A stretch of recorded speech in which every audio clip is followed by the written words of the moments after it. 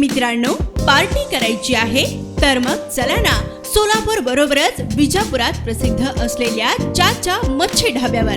चाचा मच्छी ढाबा, विजापूर रोड, टाकळी, सोलापूर. संपर्क 9765 066 495. लाडकी बहीण योजनेचा नागेशन्ना तुम आगे बढ़ो, हम तुम्हारे साथ हैं। किशन दादा तुम आगे बढ़ो, हम तुम्हारे साथ हैं। चैत्राली ताई तुम आगे बढ़ो, हम तुम्हारे साथ हैं। अंबिका ताई तुम आगे बढ़ो, हम तुम्हारे साथ हैं। भारतीय जनता पार्टीचा भारतीय जनता पार्टी.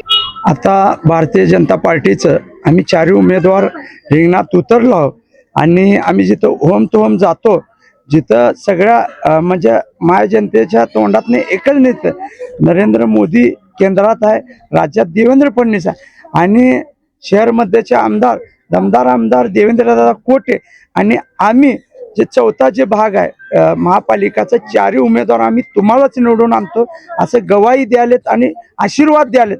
आणि मतदानामध्ये जे मतदार आहे, मतदार बहिणी असू दे, माझ्या माता बहिणी असू दे, माझे युवक पोरं असू दे, त्यांच्यात उत्सुकता आहे केव्हा आम्ही जाऊन भाजपला मतं घालायचं असं उत्सुकता आहे. आम्ही आता बघतो इथं 40 वर्ष झालं इथं राजकारण कुठलं कोणाचं सत्ता होतं काय होतं.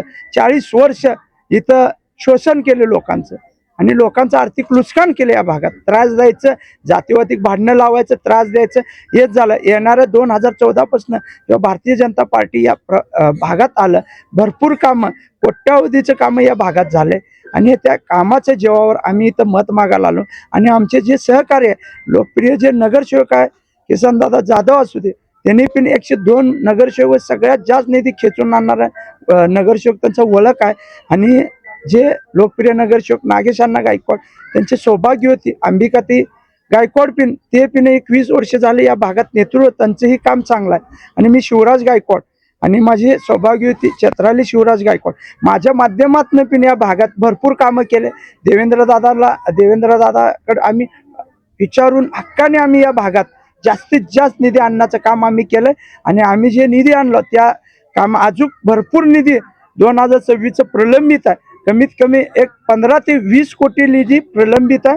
ते इलेक्शन झाल्यावर होणार आहे. आता सध्या तर एक 12 कोटीचं काम देवेंद्रदादा कोटे यांच्या माध्यमातून झालं आहे. आणि मी विश्वास आणि सगळ्या जनतेच्या आशीर्वादाने आम्ही या 15 तारखेला मतदान आमच्या माता बहिणी माझे युवक बंधू भाजपला चारही उमेदवाराला मतदान करून 16 तारखेला गुलाल आमचं निश्चित आहे. माझ्या माता बहिणीच्या आशीर्वादाने मी 16 तारखेला गुलाल उधळणार आहे हे निश्चित झालंय.